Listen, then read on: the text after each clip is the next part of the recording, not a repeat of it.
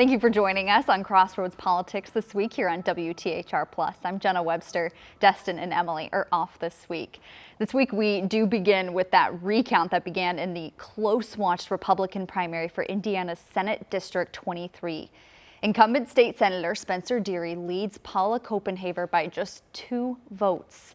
Copenhaver called for a recount, and now Evan Norris, an attorney from Indianapolis, is overseeing that process. It is expected to take weeks as the Indiana Board of Accounts reviews each ballot with observers from each campaign. Copenhaver also called for subpoenas and depositions for several voters she claimed voted illegally in the primary election. 13 News has spoken with several of those voters. All were defiant. The Indiana Recount Commission, led by Secretary of State Diego Morales, has not issued any of those subpoenas yet. We've got Niki Kelly, the editor of the Indiana Capital Chronicle, joining us this week. Niki, thanks for your expertise. Thanks for having me. So when we're talking about this recount, not maybe the most common thing for a state Senate race. I mean, recounts happen, but this is going a totally different way by trying to, quiz voters on their private, what's supposed to be a secret ballot. And so that is definitely a novel thing. And I can't wait to see how it plays out. Yeah, how do you expect this might play out? Is this proceeding the way you might expect? I mean, so far it takes a little time to get it kicked into gear, and they have to visit each county, and so it's a multi-county race. I mean, I think the main issue is I don't think we have any precedent for this. You can certainly challenge a voter at the polls when they pull a ballot. The law is really, it basically says if you're going to pull a Republican ballot or a Democrat ballot, for instance, you have to either have voted for a majority of the voters in the last election of that party, or you plan to vote for a majority of that party's people in the next general election. But there's really no way to enforce that, right? Like, except for asking and making a person say what their votes are, and that I think is putting people off, definitely. Yeah, and I guess I think about that as, maybe if you just move to the state or you just are able to vote for the first time, you don't have that voting history here in Indiana. But how do you think this might impact voters in the future? Yeah, well, I think the big impact we're going to see is Republican lawmakers will likely close Indiana's primaries. It's been discussed sort of a little bit the last couple of years. There have been a bill filed, but it hadn't moved. But this race has gotten enough attention, and it was so close that I think this will give them sort of some momentum to close the primaries, which would mean Indiana right now, you don't register as Republican or Democrat. And you can ask for whichever ballot you want when you show up at the primary. But this would require everyone to register one way or the other. It would likely mean less turnout in primaries. And so I think that's really the only way to enforce that law. Because really people's ballot should be their own ballot, their own business. And that'll be interesting after we had this higher primary turnout this election cycle too. Do you think the Recount Commission will issue these subpoenas? Ooh, gosh, I don't know. Like I said, I think it's unprecedented at this point. So, and I don't think there's anything in state law about going after voters after the polls. And so I think that topic, that issue might end up having to go up through the courts eventually. Interesting. Well, this is not the only recount we have coming up. We've got incumbent state senator Liz Brown, her race against challenger Darren Vogt. That's what, a 15-vote separation right now? Are you surprised by how close this race is? Yeah, a lot of money flowed into that race. 15 votes, I know it sounds very slim, and it is very slim, but to gain 15 votes in a recount, I think would be probably a little hard. And it's at least in one county, it should be easier. The process should be a little easier. They are not going after the same thing with the whole crossover vote. They're focusing on Allen County had a new year as a vote center, and tabulation took a long time, and I think they're looking for irregularities or mistakes that way. And 15 votes is, again, very different than that 2-vote separation. Exactly. But this race is kind of interesting because Liz Brown had the endorsement of President Donald Trump, but Vogt had the endorsement from Attorney General Todd Rokita and Senator Jim Banks. Do you think that played a role in how close this race ended up being? Absolutely. I think if Trump had not endorsed Liz Brown, you probably would have seen a switch. But, the president was basically rewarding people who supported redistricting, which she really did. And, that's why he gave her that endorsement. But Republicans like Banks and Recount will point to the last couple years of her record and how she, worked against an immigration bill one year. And the next year they passed it. She didn't always vote. She kind of was a halt in the constitutional carry issue one year. She, in the first time, voted against a ban on transgender sports and then for it. So they were looking at sort of more long-term look at her conservative credentials versus Trump's endorsement was really all about redistricting. And she and Recount had kind of a big rift over that immigration bill. They shared some words on that one. Well, that's going to be a race that we are following closely, but another race we're following closely won't be decided at the ballot box. The Republican primary for Secretary of State has become surprisingly chaotic. So last week we told you about new challenger Max Engling jumped into this race as the Attorney General and Senator Jim Banks both withdrew their endorsements of incumbent Secretary of State Diego Morales. Now, both the AG and Banks called on Morales to drop out of the race, but he refused. Then on Tuesday, conservative commentator Laura Loomer published a piece accusing Morales of taking money from a former business partner. That is a claim we here at 13 News have not confirmed, but the story was shared more than 1,000 times on X. But several prominent Indiana Republicans have refused to weigh in on the race. Both Governor Mike Braun and Lieutenant Governor Micah Beckwith have declined to endorse any Secretary of State candidate. AG Recount, while praising Engling, stopped short of endorsing him. Congressman Jefferson Shreve, one of the delegates for the Republican convention, did the same in an interview this week. I'm not endorsing or supporting any of the four at this point. I've got an opinion. I'll have a vote, and I'll exercise that. Max Engling is new in the field. Max has to hustle to become known and to make his case. That's the way this process should work. And we really have to respect our 1,800 delegates that do this. They will give up their weekend, they'll spend their time in Fort Wayne, they'll pay a delegate fee, they put their names on the ballot. I mean, this is democracy, and it works this way in both of our parties. So we've got to respect that and their voices and their vote, and I certainly do. Okay, so Niki, I want to bring you back in on this one. Secretary of State, not really a race that kind of has this drama, this chaos, right? Yeah, I mean, but it is the top race in the state this year, and it does involve elections. One of the main duties of the office is elections, so that draws some attention to it.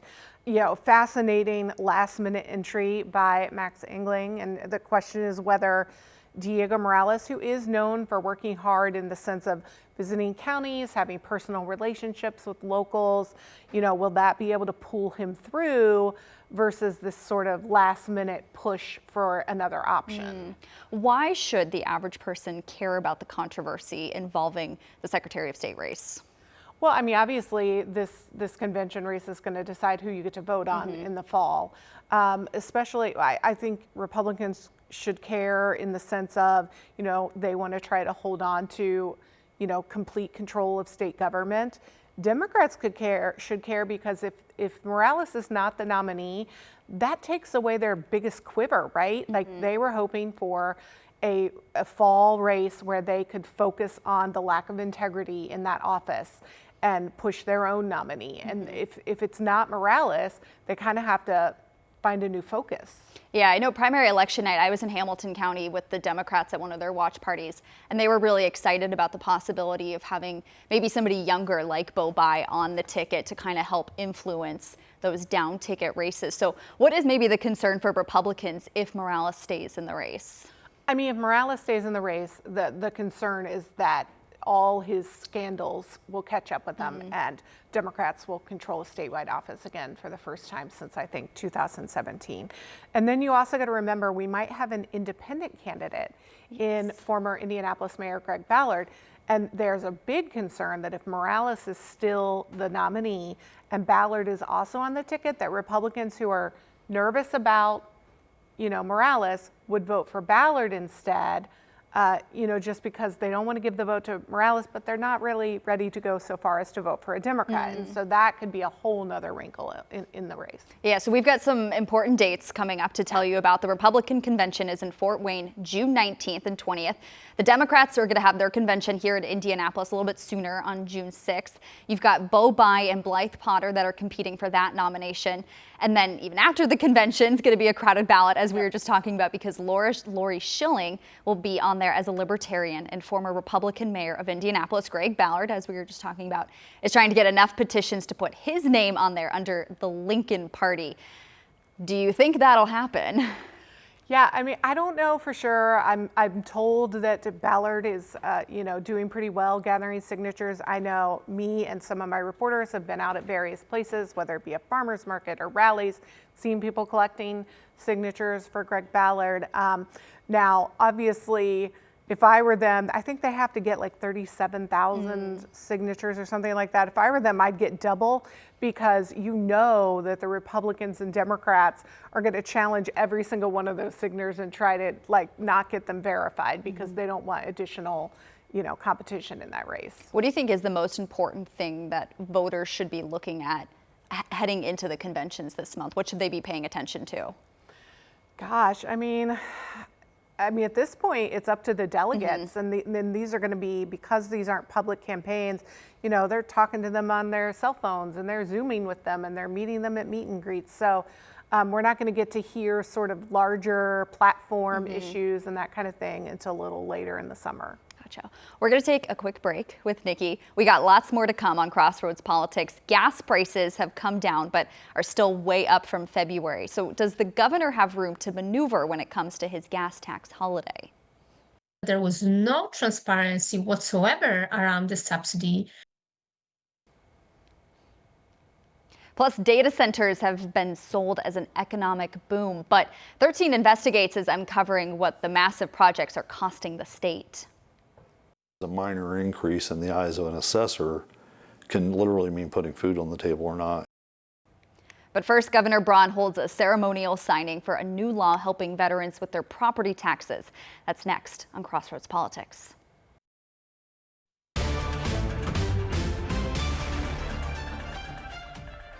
Welcome back. Governor Mike Braun says a new law will give $46 million to disabled Hoosier veterans. It's all part of a property tax relief bill he ceremoniously signed Wednesday. I talked with one veteran who says this will make a big difference, especially for those veterans living paycheck to paycheck. Military flags are proudly displayed outside this Bloomington home. It's really hard to not bring everybody home.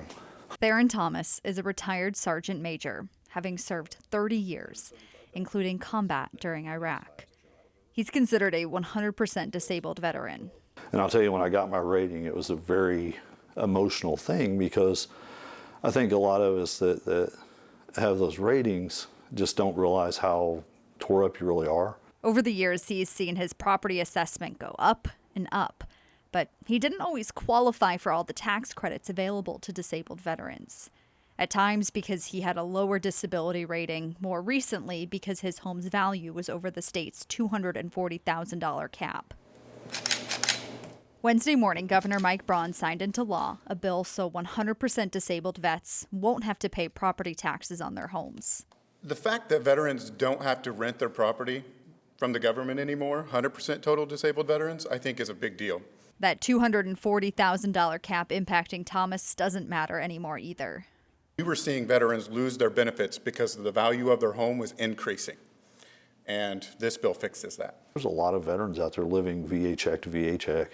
What seemingly is a minor increase in the eyes of an assessor can literally mean putting food on the table or not. Thomas is one of 96,000 veterans in Indiana with some sort of disability. At a time when many are worried about affordability, not having to worry about one bill will bring relief. But I don't think it's something that, we're owed because we served. But I think those of us who served are at least owed the thought of, can we do something to help? Now, the new law also replaces property tax deductions with a set of annual tax credits. It means a veteran who served in wartime and has a disability rating of 10 to 90% can get a $350 credit. That can then be stacked with a $250 credit for vets 62 years and older. Niki Kelly from the Capital Chronicle with us. This kind of caps off this multi-year push by Braun to reform the state's property tax system. But we've been seeing potentially 100 schools, that's according to one source, considering referenda this year to try and make up the money from the last property tax bill. So do you see this being an issue that comes up again this next legislative session? Absolutely. And to be fair, the veterans changes in this bill were a result because when they did SEA 1, Senate Enrolled Act last year, they made some changes to veterans' property taxes. And veterans at the time, like the last couple days of session, you know how it gets kind of cramped, said, hey, this is not helping us, it's actually hurting us. So this was kind of a correction of that, actually. And so now we've gotten to a system that can definitely help the veterans a little more, and that's great for them. But then Governor Braun brought up something about helping more senior citizens and people who have paid up their homes. And that opens a whole new can of worms, right? Like, are we just going to individually, peck and choose who gets help with their property taxes and who doesn't? Or are we going to look at the whole system as, as an overarching thing? We were talking during the break, a lot of people on social media have had reaction to that. What are some of the things that you guys have been seeing? Yeah, I mean, I think a lot of what I heard is, just because they're a senior citizen, like he said something about eliminating their taxes, if they own their home outright above 65, but it's like they're still getting services. Like, if they fall and an ambulance comes, or if they want the roads outside their house. And so I think there's a concern about, like I said, kind of picking winners and losers, and also without regard to ability to pay, because these discussions we're having aren't means tested. So there might be senior citizens who have absolutely no problem with their property taxes. And then suddenly would they pay nothing? Because if someone's paying nothing, that means someone else is paying more. How likely do you think this is something that'll be tackled in the next legislative session? Yeah, I mean, I think we see bills every year, and we would probably see, I think we'll probably see more focused on the assessment side. There are people who are very concerned about how assessments continue to be so volatile. My assessment this year, for instance, went up $50,000 compared to $5,000 last year. And so I think we'll see some movement on that. There might be some discussion on whether we can freeze, once you own your home and you're above a certain age, maybe we can freeze your property taxes so they don't go up. But someone has to pay something. Like, we can't act like these services don't cost something. I know assessments was something that actually came up during that bill signing on Wednesday that Braun said he has heard from a lot of people about assessments. And isn't it something that they have said that they're going to study and they're going to look at heading into the session? Yes, lawmakers have used it. They're going to discuss it in interim, what we call interim study sessions, and see what we're doing. I think in the end, I understand the system.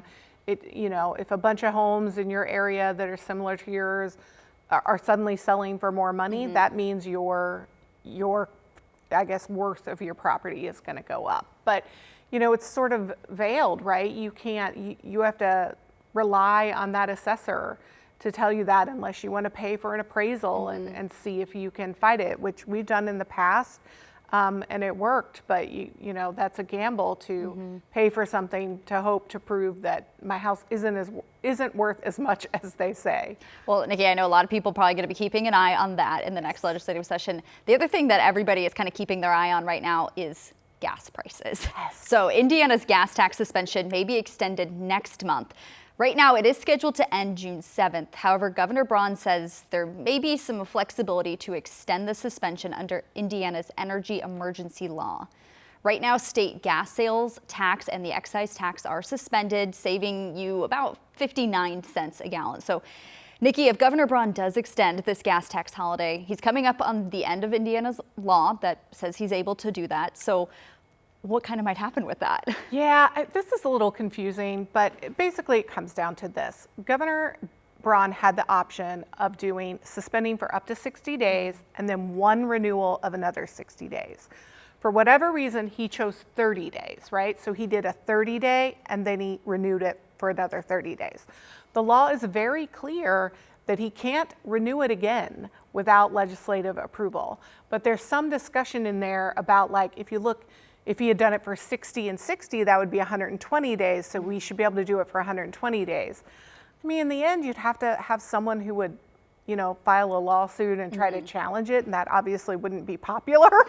But, I just, depends which part of the law you look at. On one hand, it does say a maximum 120 days without legislative authority. On the other hand, it says you can only renew it once without legislative authority, and he already did that.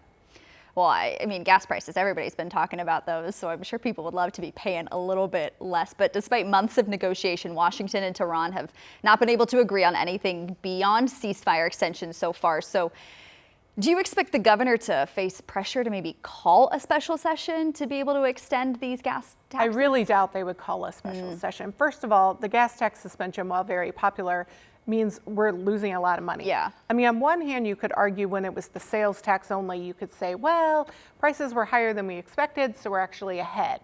But when you're eliminating the actual gas tax, I mean, we're already with one 30-day thing, we're already 1/12 down from what we were expecting for the year, and then it would be another 12th down. So that's a physical loss of money that goes to state roads, local roads, bridges.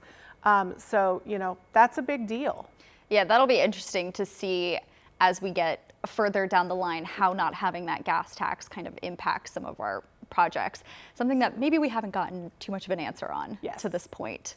Well, another big story, we're going to take a break with Niki for a second, but it's something we've been talking about for months, is that Indiana sold data centers as a big win. Billions in investment, new jobs, and a place in the future of AI. But 13 Investigates found the public is now only learning the millions these centers are costing Hoosiers. It's been nearly impossible for people to see what the state is giving up. But now the state is making changes, and Alex Almanza is shedding light on what the data center deals mean for communities.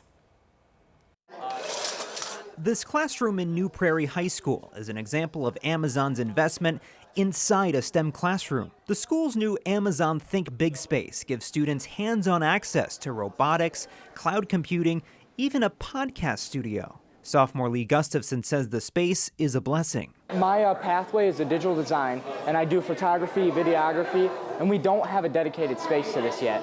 Well, now we do. Because just down the road, about 2 hours east of Chicago, sits one of Indiana's largest Amazon data centers. They have been constructing a data center in our community for the better part of the last year and a half, and that's an ongoing project. Paul White is New Prairie's superintendent. He says Amazon is donating at least $300,000 for career readiness resources. And they have staff that specifically have worked with us to provide opportunities both for financial resources and partnerships in ways in terms of experiences and opportunities that our students need to be successful. But this room shows you only what Amazon is giving New Prairie. What is Indiana giving companies to bring data centers here? To find that answer, it wasn't easy. I'm just shocked how much revenue the state is losing to the subsidy, but also that there was no transparency whatsoever around the subsidy before. Kaja Tarczynska is a senior research analyst with Good Jobs First, a nonpartisan watchdog group in Washington, D.C. They track economic development subsidies and pushed for an accounting standard that requires governments to disclose how much tax revenue they give up through tax abatements. When Good Jobs First looked at Indiana's data center tax breaks, the group says it could not find a public price tag, and the group reported that publicly. The state pushed back, but then took another look. And it appeared that there is some kind of miscommunication between the office that produces the annual financial reports and Indiana Economic Development Agency. Ultimately, the numbers existed, but no one sent them to the right place. Now the state has changed how it handles that information for tax breaks to be reported properly. The grand total? More than $655 million in reported state sales and use tax exemptions. Money data centers did not have to pay on things like computer chips and server racks. IDC confirmed those reports have not previously been posted publicly. And documents show Amazon received the largest chunk of data center tax abatements in the last 2 years. Good Jobs First says while the state isn't exactly handing out checks, the state is still losing out on money. Cash that could otherwise flow into the state's general fund to help pay for education, healthcare, public safety, and other services.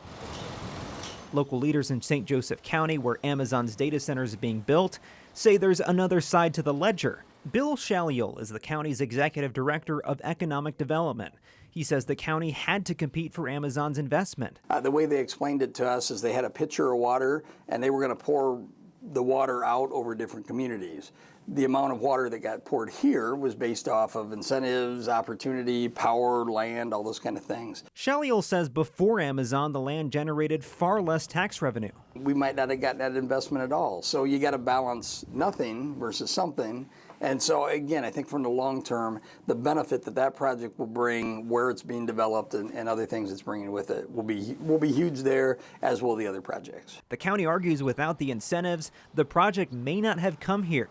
But watchdogs say that's exactly why the public needs to see what governments agree to give. Back at New Prairie, Superintendent White says the district tries to work with what it has. We don't tend to focus on that part of it too much, like what we're losing. We tend to focus it more on what are we going to be able to get, be grateful for that, and let's just make it work. White says New Prairie has an agreement to receive money from the economic development area through the year 2049. The first payment, about $30,000. We look at it as a school system, we need to be good stewards of our finances. Good stewardship that starts with transparency at the state level, because taxpayers can see what Amazon is giving here, but until now, they couldn't clearly see what Indiana was giving up. Amazon Web Services responded, saying in part, the growth we're seeing today is exactly what Indiana's policies were designed to create and are only a small fraction of what these investments will deliver to Hoosiers over the long term. That was Alex Almanzo reporting. Again, we know the state has given up at least $655 million in tax abatements, but that doesn't include property taxes that don't have to be paid. And the state is still compiling 2025 numbers, so the actual amount will be much higher. Information on data center deals that are signed and done should be on the IDC's transparency portal. You can find that link on Alex's story at WTHR.com/investigates. We've got more news to get to right after the break. We're talking about the Bears.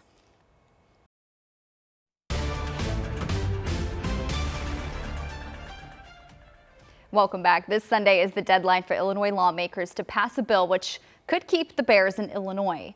The team's exhausted all its options in Chicago, they say, and it appears to now be considering a stadium in Arlington Heights or northern Indiana. Rose Schmidt spoke with the mayor of Arlington Heights.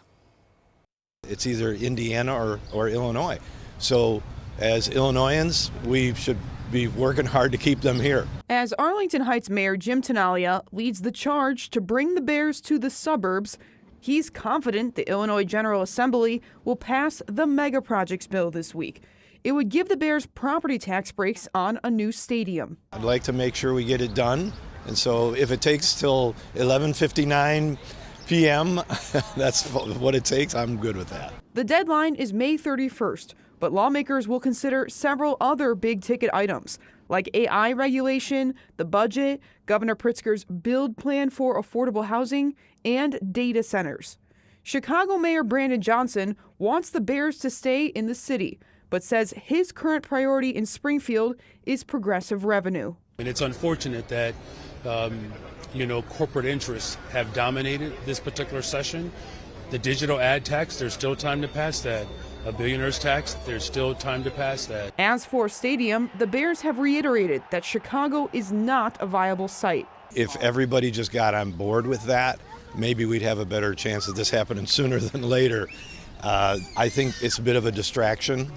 And that's really all it is. Meanwhile, Indiana Governor Mike Braun told Fox and Friends he's feeling good about Hammond's odds. If you had to put the odds 50-50, 60-40, where would you put it? I'd say 65-35. 65. And I don't like to get ahead of my skis. I've done a lot of real estate deals in my time in the real world. They can go south for many reasons, but their legislature really hasn't tailored anything that they're interested in.